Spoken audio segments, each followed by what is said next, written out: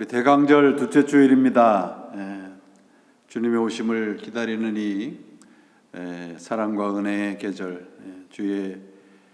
주님의 이름으로 예배 모든 분들을 환영하고 축복을 합니다. 우리 사도신경 하심으로 예배를 시작합니다. 전능하사 천지를 만드신 하나님 아버지를 내가 믿사오며 그 외아들 우리 주 예수 그리스도를 믿사오니 이는 성령으로 잉태하사 동정녀 마리아에게 나시고 본디오 빌라도에게 고난을 받으사 십자가에 못 박혀 죽으시고 장사한 지 사흘 만에 죽은 자 가운데서 다시 살아나시며 하늘에 오르사 전능하신 하나님 우편에 앉아 계시다가 저리로서 산자와 죽은 자를 심판하러 오시리라. 성령을 믿사오며 거룩한 공예와 성도가 서로 교통하는 것과 죄를 사하여 주시는 것과 몸이 다시 사는 것과 영원히 사는 것을 믿사옵나이다. 아멘. 전능하시고 사랑이 많으신 하나님, 오늘도 하나님 앞에 저희들이 예수 그리스도의 이름으로 예배를 드리게 됩니다. 하나님, 처음부터 끝까지 성령으로 주장하여 주시어서 하나님께서 말씀하시고 또 하나님께서 저희들에게 은혜 내리시고 성령의 귀하신 동행하심 허락하시는 복된 예배 되게 하여 주옵소서. 주님께서 오시는 이 거룩하고 아름다운 계절에 저희들의 마음의 문을 활짝 열고 주님을 기다리게 하시고 소망과 기쁨을 품고 기다리는 우리의 믿음의 영혼들이 되도록 역사하여 주옵소서. 하나님 앞에 간절히 빌고 원하옵기는 저희들 한 사람 한 사람들의 육신의 건강을 지켜주시기를 간절히 소원합니다. 이 정말 불안한 시절에 하나님만 의지하고 살아가는 당신의 백성들이 오니 주여 도와주시고 보호하시고 위로하셔서 하나님의 살아계심을 순간순간 경험하는 저희 모두로 삼아 영광받아 주옵소서. 오늘도 우리의 영혼의 문을 활짝 열어주시고 하나님께서 말씀해 주셔서 그 말씀의 은혜가 충만케 하시고 주의 이름으로 모이는 이 제단 위에 성령의 충만하신 은혜로 채워주시기를 간절히 소원합니다. 예배의 처음부터 끝까지 하나님의 사랑으로 충만케 채워주시는 복된 예배가 되게 하여 주시옵기를 예수 그리스도 이름으로 간절히 기도합니다. 아멘. 오늘 하나님의 말씀은 로마서 1장 18절에서 23절까지 말씀입니다. 로마서 1장 18절로 23절 말씀 봉독합니다. 하나님의 진노가 불의로 진리를 막는 사람들의 모든 경건하지 않음과 불의에 대하여 하늘로부터 나타나니 이는 하나님을 알만한 것이 그들 속에 보임이라. 하나님께서 이를 그들에게 보이셨느니라. 창세로부터 그의 보이지 아니하는 것들 곧 그의 영원하신 능력과 신성이 그가 만드신 만물에 분명히 보여 알려졌나니 그러므로 그들이 핑계하지 못할지니라. 하나님을 알되 하나님을 영화롭게도 아니하고 감사하지도 아니하고 오히려 그 생각이 허망하여지며 미련한 마음이 어두워졌나니 스스로 지혜 있다 하나 어리석게 되어 썩어지지 아니하는 하나님의 영광을 썩어질 사람과 새와 짐승과 기어다니는 동물 모양의 우상으로 바꾸었느니라. 하나님의 말씀입니다.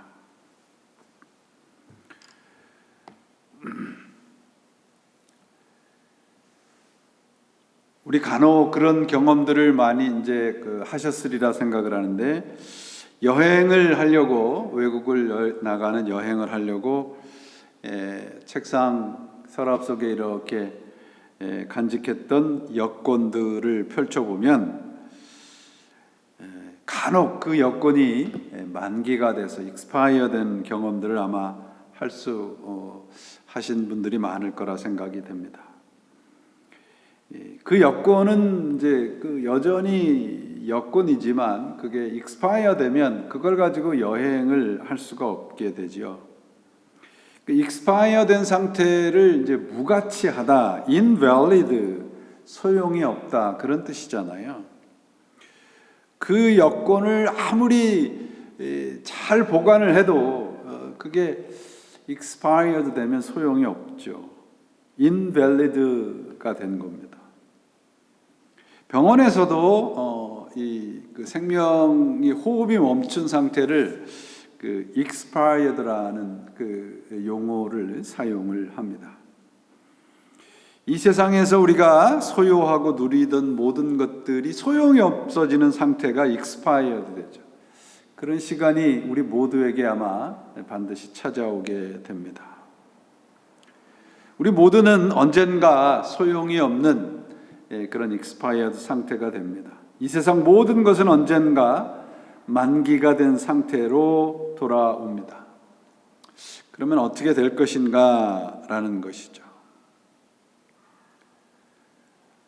믿음이 왜 은혜이고 축복인가 그러면 이 세상 그 어떤 것으로도 그 소용이 없는 상태가 된 것을 다시 리뉴얼 할 수가 없어요. 우리 호흡이 끊어지면 모든 것이 소용이 없어집니다.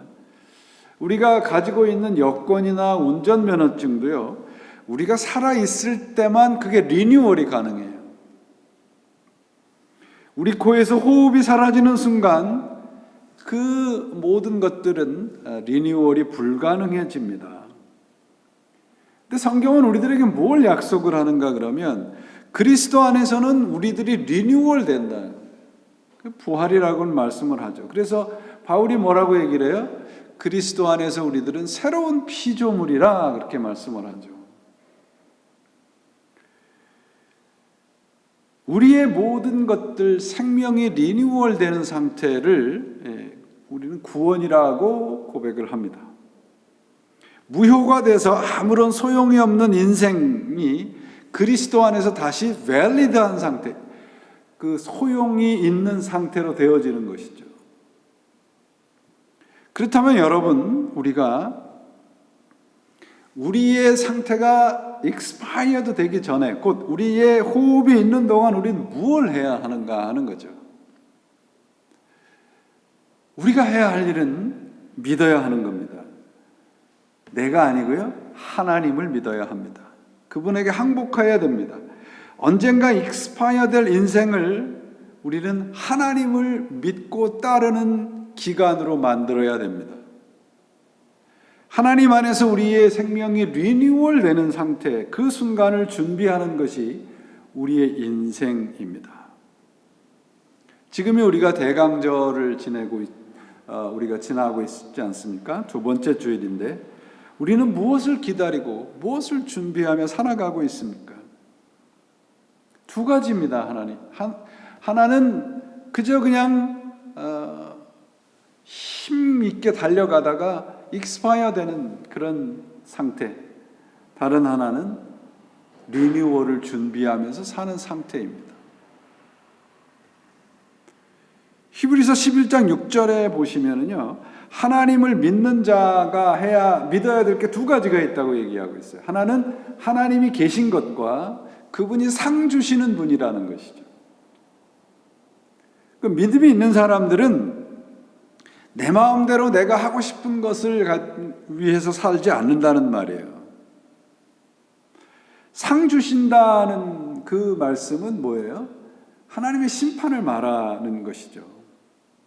믿음이 없는 사람들은 하나님이 계신 것, 상 주시는 분, 그것과 상관없이 내 마음대로 삽니다.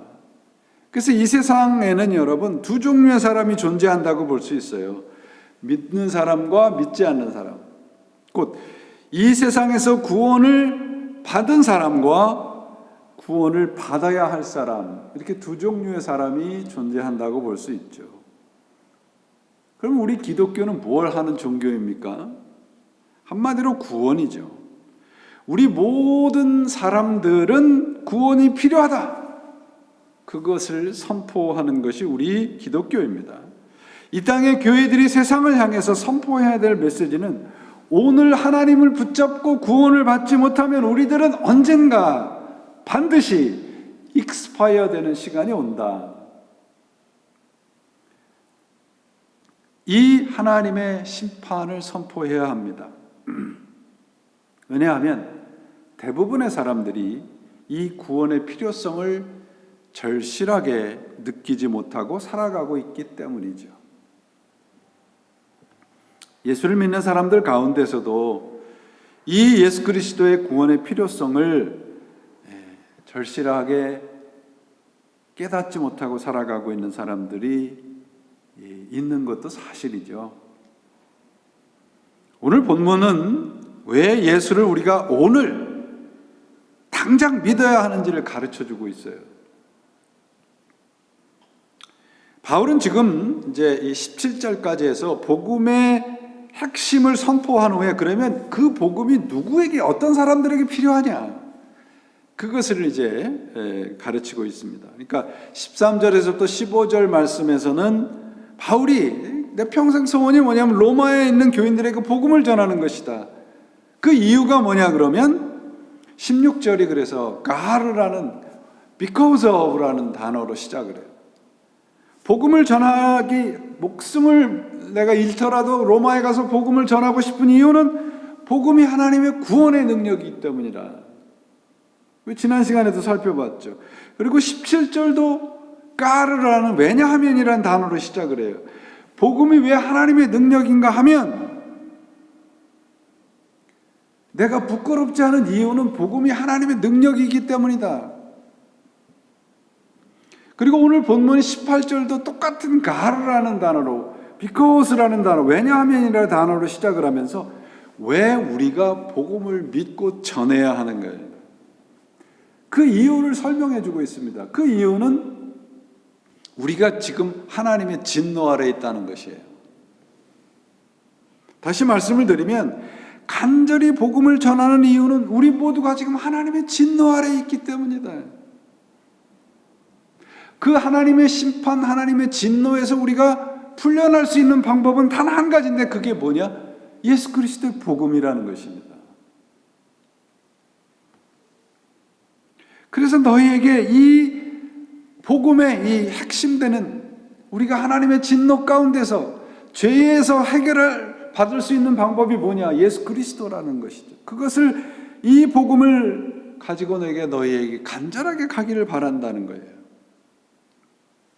여러분 로마서를 우리가 성경 중에 성경이라고 얘기를 하죠. 그 이유는 이 예수 그리스도의 복음에 대한 가르침이 정확하고 바르기 때문입니다. 지금 바울이 로마 교인들에게 편지를 보내고 있습니다. 무슨 말씀이냐면 믿는 사람들에게 편지를 보내고 있어요. 지금.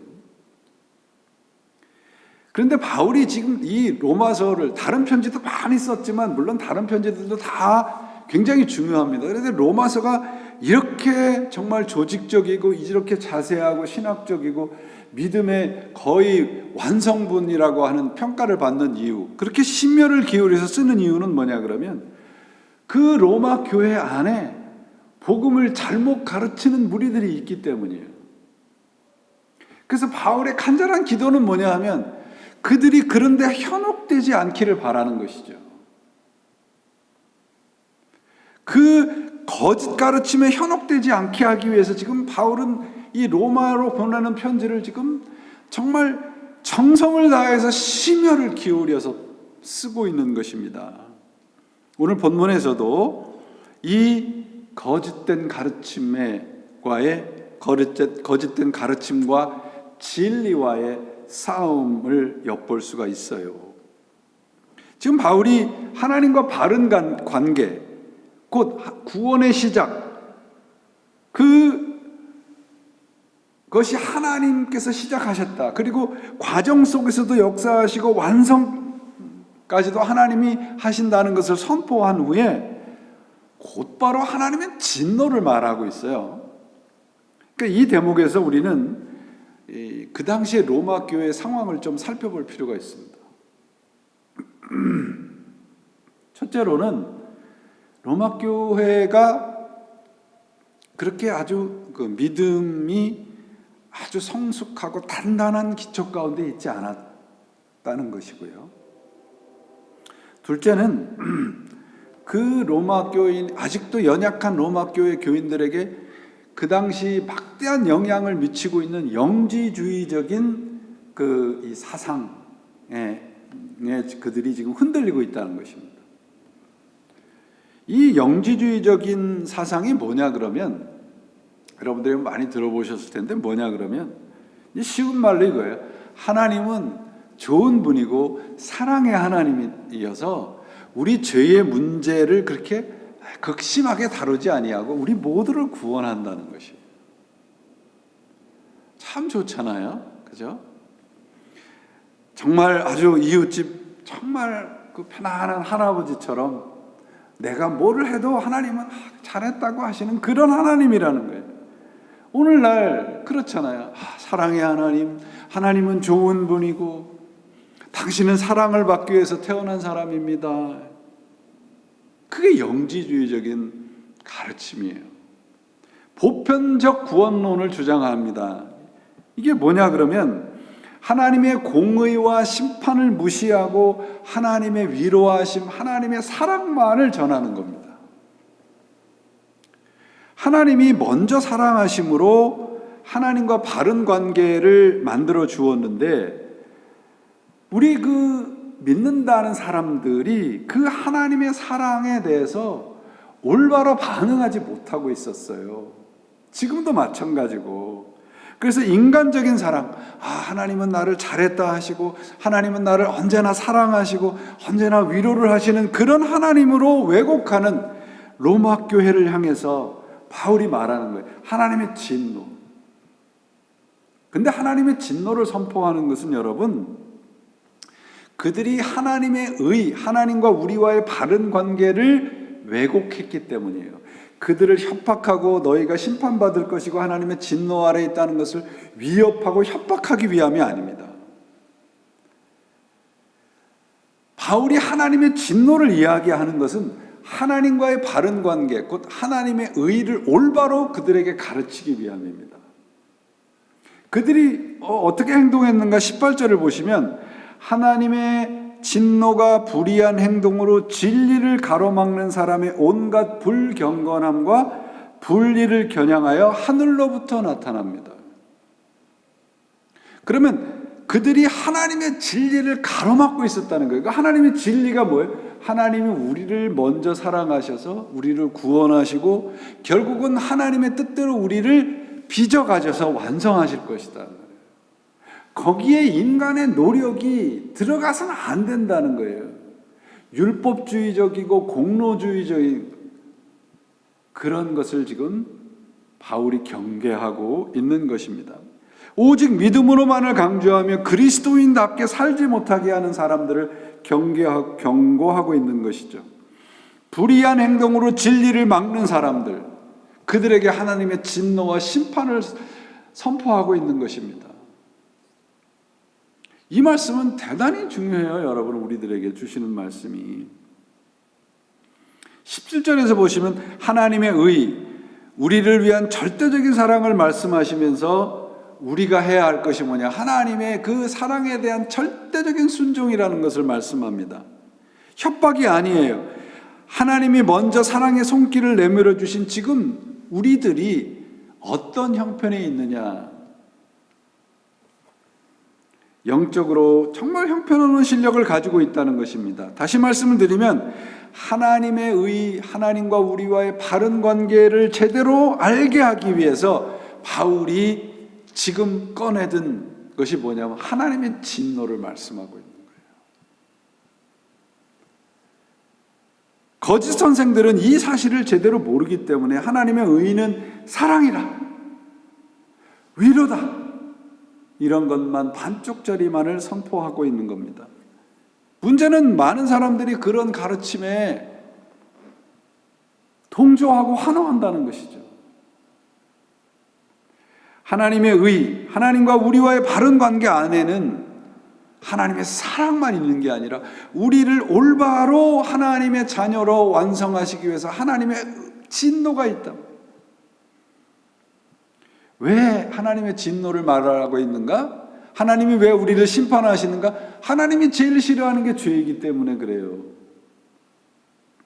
그러므로 하나님과의 바른 관계가 시작된 우리들에게 필요한 것은 뭐냐 그러면 우리의 죄된 모습입니다. 바울은 지금 우리들이 처해 있는 심각한 문제를 말씀하면서 유일한 답으로서의 복음을 말씀하고 있습니다. 그 심각한 문제가 뭐냐면 하나님의 진노에 대해서 무감각한 거예요. 이 진노가 누구에게 임하는가 그러면 하나님을 모른다는 사람들이에요. 하나님을 몰라서 모르는 게 아니라 모르는 척하는 겁니다. 하나님의 진노, 하나님의 심판, 언젠가 그분 앞에 우리가 선다는 그것을 자꾸 무감각하게 만드는 사람들에게 바울이 지금 하나님의 진노가 임할 것이다, 그렇게 선포하고 있는 겁니다. 여러분, 거룩이라는 말은 뭐예요? 우리가 세상에 속하지 않고 하나님에게 속해 있다는 말씀이잖아요. 그러니까 내가 하나님에게 속해 있는 것이 거룩이에요. 우리는 본래 진노, 죄에 속해 있어요. 진노의 자녀였단 말이죠. 근데 여기에서 꺼내서 하나님에게 속하게 만들어주신 게 뭐예요? 하나님의 의예요. 여러분 잘 아는 그 18세기, 19세기의 그 사상가인 키알케고르가 쓴 책의 이름이 죽음에 이르는 병이잖아요. 그 죽음에 이르는 병이 뭐냐면 절망이거든요. 그 키알케고르는 그 죽음에 이르는 병의 그 모티브를 어디서 따왔냐면 요한복음 11장 나사로의 죽음입니다. 그러니까 죽음에 이르는 병은 육체적인 게 아니라 영원한 생명을 잃어버리는 거라는 거예요. 그 병이 뭐냐? 절망이에요. 하나님과의 관계가 깨어진 상태를 말합니다. 이걸 성경은 뭐라고 얘기를 해요? 죄라고 얘기해요. 하나님과의 관계의 회복만이 뭐예요? 죽음에 이르는 병에서 일어날 수 있는 거예요. 기독교의 핵심은 여기 있습니다, 여러분. 무슨 세상에서야 하나님이 당신을 얼마나 사랑하시는 줄 아십니까? 하나님이 당신을 얼마나 좋아하시는 줄 아십니까? 얼마나 축복하시는 줄 아십니까? 이건 반쪽짜리란 말이죠, 여러분. 하나님과의 관계의 회복이 우선이잖아요. 내가 구원이 필요한 존재라고 하는 이 은혜에 대한 자각이 없으면 여러분, 우리는 언젠가 그냥 expire 되는 거예요. 은혜가 뭡니까 그러면? 은혜라는 것은 우리 모든 오늘이라도 expired 돼서 invalid한 존재가 될 수밖에 없다는 걸 깨닫는 거예요. 그렇게 깨닫게 하시는 게 은혜인 거예요.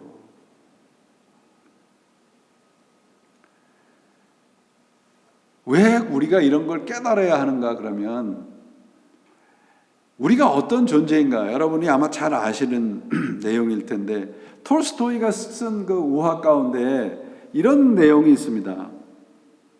어떤 사람이 이제 그 들판에 나갔다가 사자를 만났어요. 사자에게 쫓겨서 도망을 갑니다. 도망치다가 낭떠러지에서 실족을 해서 낭떠러지에 떨어져요. 떨어지는 순간 정말 구사일생으로 절벽에 걸려 있는 나뭇가지 덩쿨을 붙잡게 돼요. 구사일생으로 떨어지는 것을 추락사를 면하게 되죠. 그래서 위를 쳐다보니까 사자들이 이렇게 내려다보고 있고 밑에를 보니까 뱀들이 우글우글 하고 있는 거예요. 그리고 자기가 잡고 있는 덩쿨을 보니까 바스락바스락 하는 소리가 나는 거죠. 그래서 보니까 검은 색깔 쥐와 흰색 쥐가 자기가 잡고 있는 그 덩쿨을 이렇게 갉아먹고 있는 거예요. 언젠가는 죽겠구나 생각을 하고 있는 순간에 옆을 이렇게 살짝 보니까 달콤한 냄새가 나는데 보니까 꿀벌 집이 있는 겁니다.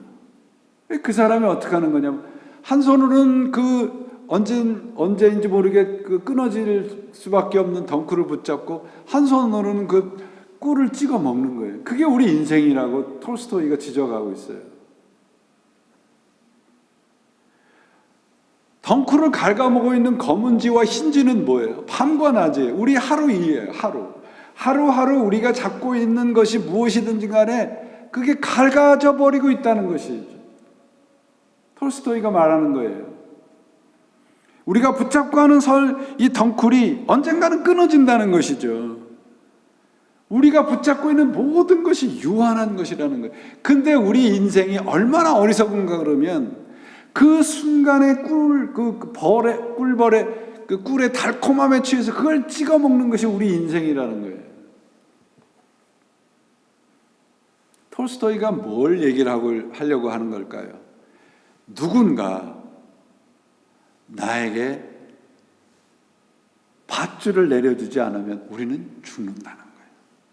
누군가 도움의 손길을 주지 않으면 우리는 죽는다. expired 된다는 겁니다. 그러니까 누군가 도움을 해주는 이 필요한 존재가 누구냐? 우리 자신이에요, 우리 자신. 내가 먼저 구원이 필요한 죄인이라고 하는 사실을 이것에 대한 고백과 확인이 있어야 됩니다. 하나님과의 관계 회복, 누군가 손을 내밀어 주지 않으면 살 수 없다는 그 자각과 그 은혜에 대한 것이 없이는 우리의 인생은 언젠가 익스파이어 됩니다. 다른 말씀으로 하면 하나님의 진노 아래에 있는 겁니다. 여러분, 저도 그렇게 바라요. 정말 행복하고 기쁘고 편안하고 안락하고 그런 것들만 있었으면 좋겠죠. 여러분, 우리가 그런 것들을 추구하고 살고 그런 것들을 다 완성했다고 하는 착각 속에 있었을 때 밀려든 게 뭐예요? 지금 코로나잖아요. 모든 복은 하나님으로부터 온다는 것을 모르면 우리는 언젠가 익스파이어 될 수밖에 없습니다. 그래서 오늘 우리가 분명히 확인해야 하는 것 사실은 뭐냐 하면 우리가 오늘 하나님의 진노 아래 있다는 것을 깨달아야 되고 선포해야 돼요. 믿지 않는 분들이 흔히 그렇게 묻죠. 내가 왜 구원이 필요하죠? 내가 왜 교회를 가야 돼요? 내가 왜 예수를 믿어야 돼요? 나 죄진 거 없는데. 그런 분들에게 우리가 선포해야 되는 게 뭐예요? 우리는 지금 하나님의 진노 아래, 심판 아래 있습니다. 구원의 필요성에 대한 질문의 결정적인 답변이 오늘 본문 18절이에요. 하나님의 진노가 불의로 진리를 막는 사람들의 모든 경건치 않음과 불의에 대하여 하늘로부터 쫓아나다니. 여러분, 오늘 많은 사람들이, 우리 믿는 사람들조차도 구원을 받아야 된다, 내가 하나님의 진노에서 벗어나야 된다라고 하는 그 필요성에 무감각한 이유가 뭘까요? 하나님의 진노가 현재 진행형이라고 하는 것을 우리가 간과하기 때문입니다. 요한복음에서 뭐라고 얘기를 해요? 네가 지금 믿지 않는 것이 이미 심판을 받은 것이라고 말씀하고 있잖아요. 현재 진행형이에요, 여러분. 미래에 언젠가 나에게 닥칠 그 문제가 아니라 내가 지금 하나님의 그 바른 관계 안에서 살지 않으면 나는 지금 하나님의 진노 아래에 있는 거예요.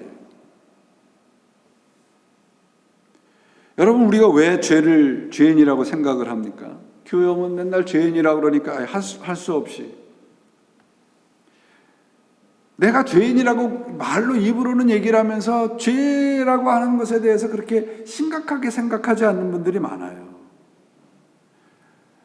오늘날 우리 요사이 유행하는 단어 가운데 하나가 확증 편향입니다. 이게 이제 한국말로는 어려워요. 근데 영어는 뭐냐면 confirmation bias입니다. confirmation bias. 이게 무슨 말씀이냐면요, 내가 어떤 것에 대해서 옳다고 생각하는 것은 내가 옳다고 생각하는 것만을 증명하기 위해서 그런 지식만을 찾아다니는 거예요. 내가 좋아하는 것이 있으면 내가 좋아하는 것이 진짜라고 하는 것을, 좋은 것이라고 하는 것을 증명하기 위해서 그런 것만 찾아가 다녀요. 그게 알고리즘이에요. 그러니까 자신의 생각과 자신의 의견과 내가 좋아하는 것이 절대적인 진리라고 하는 것을 증명하려고만 하는 태도, 그게 confirmation bias입니다.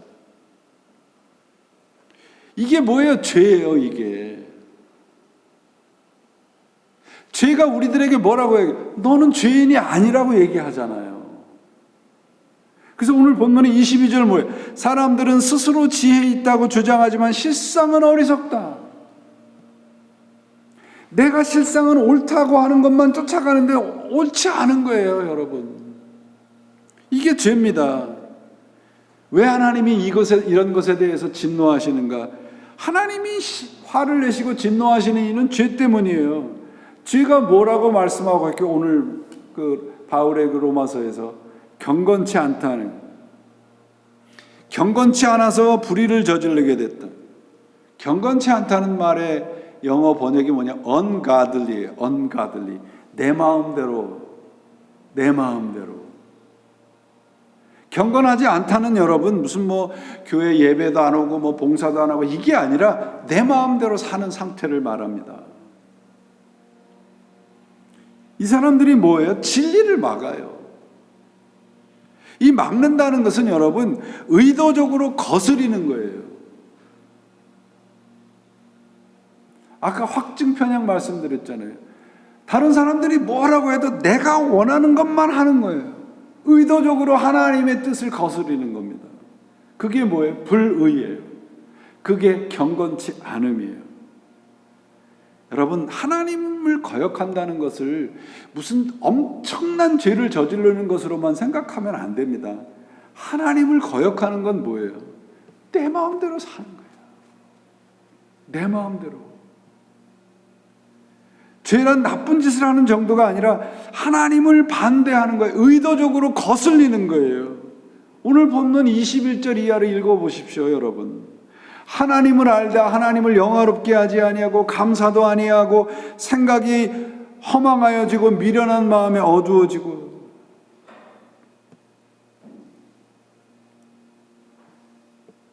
죄가 뭔가요, 여러분? 저는 죄를 이렇게 선포하려고 합니다. 내가 목숨을 걸고 하나님을 갈망하는 소원이 없는 것, 그게 죄입니다. 내가 좋아하는 것, 내가 하고 싶은 것, 그것만을 쫓아가는 것, 죄입니다. 하나님보다, 하나님에게 속하 있는 것보다 다른 것을 더 사랑하는 것, 그게 죄입니다. 죄가 얼마나 간교한지 아십니까? 우리는 언젠가 조금 전에 말씀드렸듯이 익스파이어 된다는 거 압니다. 그런데 죄는 그게 무감각하게 만들어요. 둔감하게 만들어요. 그게 뭐냐면 다른 사람 다 죽는 걸 알아요. 근데 나는 아니래요. 나는 아니라고 생각을 하게 만드는 겁니다. 그러니까 Tuesday with Morris라는 책에 그런 말이 있어요. Everybody knows we are going to die, but nobody believes it. 우리가 다 죽는다는 걸 알면서도 나는 예외일 것이라. 그게 뭐예요? 죄의 속삭임이에요. 그래서 하나님의 진노에서 피할 길이 없는 거죠. 죄란 결국 하나님과의 관계의 단절입니다. 하나님의 하나님과의 바른 관계가 끊어진 상태를 말합니다. 그렇게 불경건한 겁니다. 하나님이 원하는 것을 삶의 목적으로 사는 사람이 경건한 삶이에요. 그래서 이 ungodly, 불경건한다는 말은 그냥 내 좋은 대로 하면서 사는 사람들을 말합니다. 성경은 그런 사람들을 뭐래요? 하나님의 진노 아래 있다고 말을 하고 있고, 그런 사람들이 하나님의 진리를 가로막고 있다고 말하고 있습니다. 여러분, 하나님과 우리와의 관계, 하나님의 하나님과 우리와의 바른 관계 속에 불순물이 껴서는 안 돼요. 여러분, 우리가 내 아내를 만나고 내 남편을 만났을 때 그 사람이 어떤 사람이고 그 사람이 가진 것에 먼저 관심을 갖는다면 그거는 불순물이 있는 거죠. 그래서 예수님께서 마음이 청결한 자는 복이 있다고 말씀하는데, 그 마음이 청결한 사람은 어떤 사람인가? 그 상태가 뭐냐면 두 마음을 품지 않는 겁니다. 그냥 하나님으로 만족하는 거예요. 하나님과의 관계가 끊어지면, 그래서 우리는 내 마음대로 살게 돼 있어요. 이게 죄예요. 목숨을 걸고 하나님에게 매달릴 마음이 없어진 상태, 곧 뭐예요? 내 스스로 충분하다. 여러분들이 지금 이제 우리가 미국이라는 이 정말 아주 가장 선진국에 살잖아요. 우리가 어떤 생활적인 문제가 어느 정도 해결이 되면 그때부터 관심을 갖는 게 뭐냐면 나예요. 그래서 미국의 심리 정신병 학자들 심리학자들 그들이 주장하는 그 가장 중심되는 것이 뭐냐면 당신이 가장 소중한 존재입니다. 이거예요.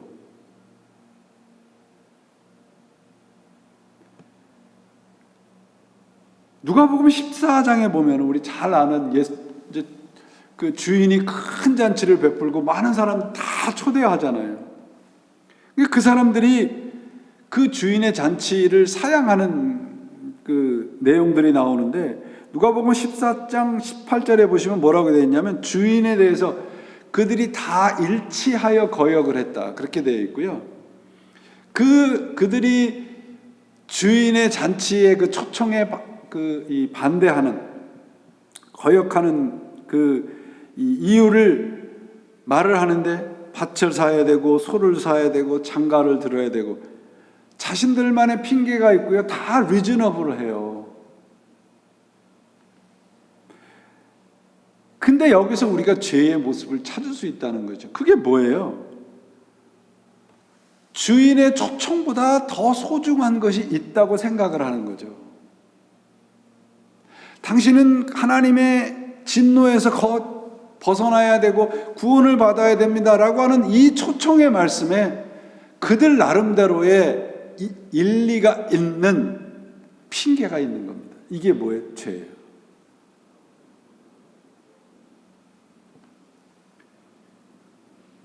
여러분, 우리가 뭔가 자신감을 가지고 내 스스로의 어떤 그런 신념을 가지고 살아가는 것도 중요합니다. 그런데 여러분, 더 중요한 것은 하나님을 의지하지 않고는 살 수가 없다는 거예요. 이 자각과 이 고백이 없이는 우리는 결코 죽음으로부터 벗어날 수가 없습니다. 하나님으로부터 생명과 복된 것이 있습니다. 하나님을 떠나서는 그 어떤 것도 선의나 좋은 것이 나올 수가 없습니다. 하나님을 알고 그분에게 항복하는 것이, 이것이 참된 복입니다. 우리 지금 코로나 그 바이러스 사태를 통해서 우리 지금 절절히 경험하고 있지 않습니까? 모든 것이 우리의 뜻대로 되는 줄 알았잖아요. 그런데 지금 어떻게 됐습니까? 우리가 할 수 있는 일이 없어요. 다 흩어지고 다 집안에 모여서 다 이런 일밖에 없습니다. 이러한 상황을 우리 하나님께서 주신 이유가 뭡니까? 하나님 안에만 구원이 있다는 것이죠. 이 세상 우리가 붙잡고 있는, 낭떠러지에서 떨어진 사람이 붙잡고 있는 그 넝쿨과 같은 것들이 이 세상 우리가 붙잡고 있는 것들이에요. 오늘 우리가 다시 하나님의 진노 아래에 있다라고 하는 철저한 회개와 자각이 있어야 됩니다. 그래야 우리는 이제 하늘 보좌를 버리시고 이 땅에 내려오시는 예수 그리스도의 그 놀라운 초청에 아멘하고 다가갈 수 있는 것입니다.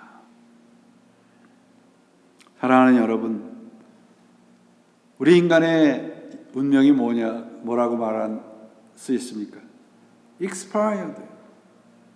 언젠가 expired 되고 invalid한 상태로 됩니다. 그런데 예수님께서 십자가를 통해서 우리들에게 eternal renewal, eternal life를 주시잖아요. 이게 하나님의 의입니다. 우리 인생은 죄로 죽을 수밖에 없는 존재이지만 그러나 그리스도 안에 있으면 우리는 새로운 피조물이 됩니다. 이것이 성경이 말하는 우리 인간입니다. 하나님과의 관계한 삶만이 살아있는 존재로 살아갈 수 있습니다. 하나님의 진노는 현재 진행형입니다. 지나간 일도 아니고 다가올 미래의 사건도 아닙니다. 지금 우리 일상의 자리에서 일어나고 있습니다. 구원받았다는 증거가 무엇인가요? 바로 이 하나님의 진노를 깨닫고 항복하는 것입니다. 철저한 항복과 회개가 있어야 되는 것이죠. 이제 우리가 의지해야 될 것은 하나님 한 분뿐입니다. 예수 그리스도의 십자가뿐입니다. 죄를 모르면 구원이 있을 수 없습니다. 내가 선하게 살았고 실제로 누구를 죽이지도 않고 법을 어기지도 않았다고 불평하고 항의할 수 있습니다. 그러나 여러분, 우리가 실제로 칼이나 총이나 어떤 무기를 가지고 사람을 죽이고 어떤 큰 죄를 저질러야만 그게 죄일까요? 우리의 마음으로, 우리의 생각으로, 우리의 말로 얼마나 많은 사람들에게 상처를 주고 얼마나 많은 사람들을 살해했습니까? 그게 죄입니다, 여러분. 내가 좋아하는 것만 좋아하고 내가 옳다고 생각하는 것만 옳다고 생각하는 것, 그게 죄입니다.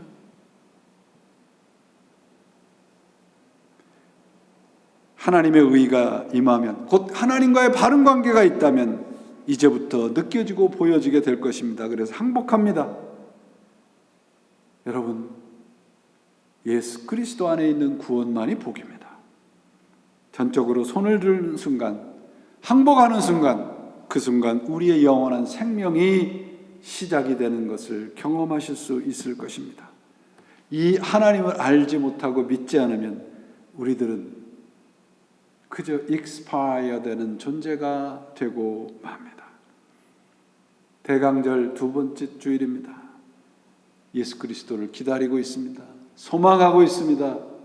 이 기다리는 순간 하나님을 온전히 그분에게 항복하며 나는 하나님 아니면 아무 존재가 아닙니다라고 하는 항복의 기다림의 시간이 되시기를 바랍니다.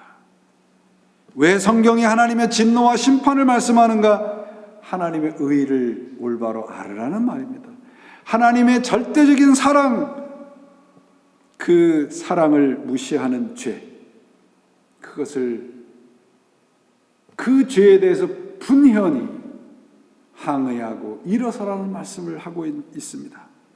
하나님의 진노, 심판은 협박이나 위협이 아니라 그러므로 하나님의 사랑입니다. 하나님의 의, 하나님의 진노 같은 말이에요, 여러분. 저는 하나님의 진노를 선포하는 성경 말씀과 하나님의 의를 선포하는 성경 말씀이 이렇게 우리들에게 말씀한다고 믿습니다. 나는 너희와 영원히 함께 살고 싶다. 그러므로 죄인임을 고백하고 하나님 나에게 항복하라. 바로 그것이 하나님의 진노를 선포하는 성경의 메시지인 줄 믿습니다. 우리가 해야 할 일은 불의함으로 이 진리를 가로막지 않는 것입니다. 사랑하는 여러분, 오늘 이 어렵고 힘든 상황 속에서 예수 그리스도의 오심을 기다리는 소망의 절기를 맞이했습니다. 이 소망과 기쁨의 절기 속에서 하나님의 사랑을 철저히 다시 경험하시고 그분 안에만 생명이 있고 그분 안에만 축복이 있고 그분 안에만 진정한 축복의 영원한 생명이 있다는 것을 다시 한번 경험하시는 이 기다림의 절기가 되시기를 예수 그리스도의 이름으로 축원을 드립니다. 기도하시겠습니다. 하나님 아버지 감사합니다. 죄 안에서 살면서도 죄인인 줄을 몰랐던 저희들, 죄에 의해서 노예처럼 살았던 저희들이 그것조차 깨닫지 못하는 순간 하나님이 땅에 오셔서 우리들에게 구원을 베풀어 주셨습니다. 그 은혜 잊지 않게 하시고 오늘도 진노 아래 살지 아니하고 하나님의 의 안에서 살아가는 저희가 되도록 역사하여 주옵소서. 주님 오시는 이 참으로 좋은 계절에 우리의 영혼 속에도 이 하나님의 사랑이 임하는 복된 절기로 만들어 주옵소서. 이제는 우리 주 예수 그리스도의 은혜와 하나님 아버지의 그 크신 사랑과 성령의 감화 감동하심과 교통하심이 이제 하나님의 진노 아래서 벗어나 하나님의 의의 세계로 들어간 당신의 자녀들 위에와 그들의 삶 위에 지금으로부터 영원히 함께 하시기를 간절히 축원하옵나이다. 아멘.